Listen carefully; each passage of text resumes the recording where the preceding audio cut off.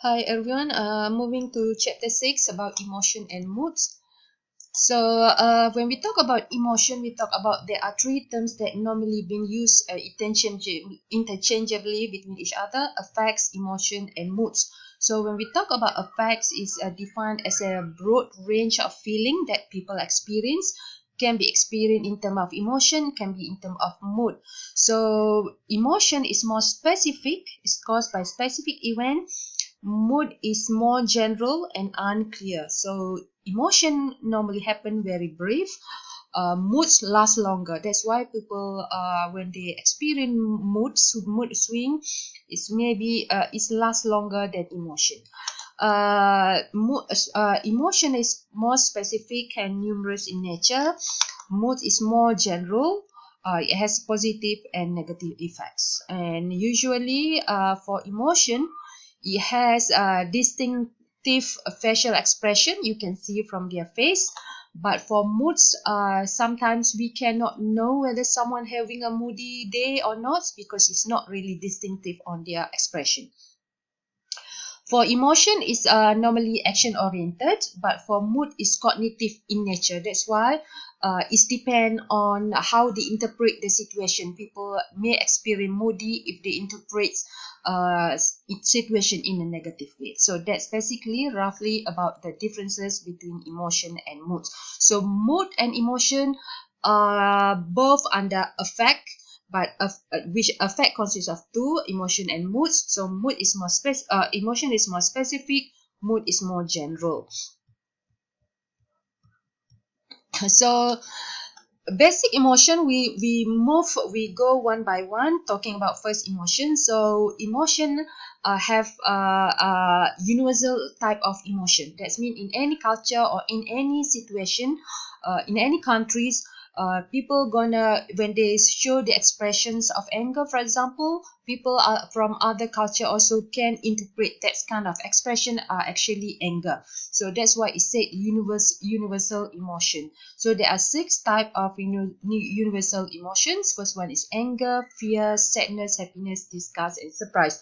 So let's say people in different culture, different context, showing any of these. So people from other countries, other culture, be able to interpret that the expression are actually anger, fear, because they are universal. For example, if you smile here, it is showing on your face. So anyone from around the world be able to interpret that is happy face. And if you showing anger, anyone around the world will be able to know that you are angry at the moment. So because they are universal emotion. So there are two classification of emotion. We can say in general, two categories of emotion are the positive or negative. So when we talk about positive, of course, it's normally related to favorable feeling or favorable evaluation, as you can see here. The face, the smiley face. Negative emotion, normally something that related to unhappiness, unfavorable. So you can see here the face, you already know is related to negative emotion: anger, guilt, disgust, and say there's the same similar like. So we can say that both positive and negative emotion can become mood states. So they cannot so the emotion cannot be neutral. If you say I have neutral emotion, that means you are actually neutral. That means you are moving toward positive emotion. So according to textbook, they cannot be neutral. That means the emotion cannot be neutral. Either you are positive or negative. You say that you are neutral, you have no feeling, that means you are in between, but more or less you are in the line of positive emotion. I've discussed about this later when we talk about positive affectivity. So everyone's experience moods and emotion differently every day. You may have a good mood in the morning, a bad mood in the afternoons. Maybe you have good feeling happy and then sad. So have everyone experience different kind of emotion and moods. Some experience positive. Normally positive are more common. If people experience commonly negative moods, so there will be lots of problems. So in general, everyone experience positive mood more than negative one. So this what I explained before about that emotion cannot be neutral, because according to this research, they found that they found about positivity offsets. What this mean that there are zero inputs when nothing in particular is going on.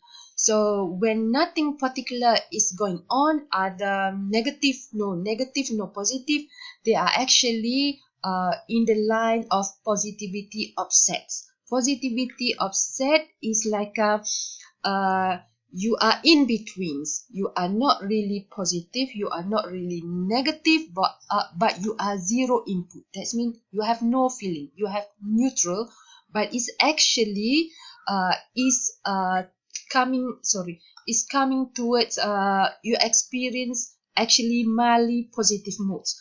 So when nothing is particular is going on, that means you have zero input, you have a neutral feeling. It's actually you experience a mildly positive mood. So that's what it said. Positivity offset is you experience a mild positive mood. You cannot say I have no feeling, I have neutral feeling. Neutral feeling mean, according to this research, you experience mild positive mood. So mild positive mood is situated in this green line here. So, do emotion make us irrational? According to this, research has shown that emotion are sometimes necessary for rational thinking, because if you are rational, you'll be able to make a better decision in order to understand whatever happened around us. So, it is important to make a good decision, because if we can make a rational thinking, that means we can make a good decisions. When we make a good decision, that means we involve thinking and feeling at the same time. But if we just think, do not have feeling, it's not good also, because if you think just logic, but sometimes things happen without without logic, but you feel it. So in order to make it more rational, you need to involve feeling and also thinking. That's why it says emotion make us actually feel more rational instead of more irrational, as we normally assume. So when we talk about emotion in decision making, we talk about feeling and also thinking. So feeling also involved in decision making. That's why it says here decision making involve thinking and feeling. If it is just involve thinking, it's only involve logic, not really having related to our emotions. So when we talk about ethics, whether emotion also important in making ethical judgment, according to the textbook, it's actually emotion is very important. That means our feeling is very important when we make a good decision making, because when we have emotion, normally our emotion in making decision is based on higher level cognitive process. So when we talk about higher level cognitive process, is involve thinking. After this, when you may come across with cognitive processes or higher cognitive processes, actually referring to thinking. So sources of emotion, there are many sources of emotion and moods, our personality also. Sometimes if you have, for example, extroversion personality, you are sociable, you are talkative. So every day you will feel happy. But if you are emotionally unstable, so every day you will feel moody, you will feel down. So this also influence your mood and emotion. Sometimes time of the day, in the morning someone can be happy, in the afternoon someone can be sad. So it's depend on some people. Sometimes it depend. If you are a morning person, maybe in the morning you are happy. If you are a night person, you become more happier at the night or in the evening time.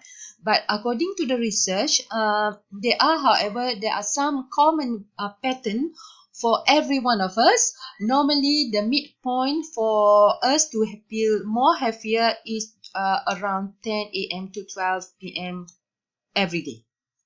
Because this is the day normally people wake up. I mean, general people wake up. Some people wake up early, some people wake up late, but this is normally the general cut point that people normally wake up from their sleep. So this is considered as the happier time in someone's life in a day. Day of the week depend also. Day of the week, normally people will feel more happier at the end of the weeks during weekend, of course, when we can go back and relax, meet our family. So that's why it said end of the week is the most happier day in our life. It depend also. It's also depend on the culture. For Germans and Chinese, the highest normally they feel happy in a week is from Friday to Sunday. Lowest on Monday because people start to work on Monday. Japan, because they are considered as a workaholic nation, so they are normally the highest day on the week. In the week that they feel happiest is on Monday. Isn't it weird? But they love working, that's why they feel happy by working. Maybe that's the reason. Next, is also the source of our emotion and moods depend on the weather. Weather also can make us feel happy or sad or down and so on. So illusory correlation is actually is how our illusions actually depend, but it's not the it has no effects based on our illusion. But whether if you come from the four season, you may feel more effect because because they have extreme weather. If it is too hot, if it is hot, it's very hot. If it is cold, it's very cold. It's not like Malaysia. Malaysia weather is more or less is like a mild. It's not really extreme.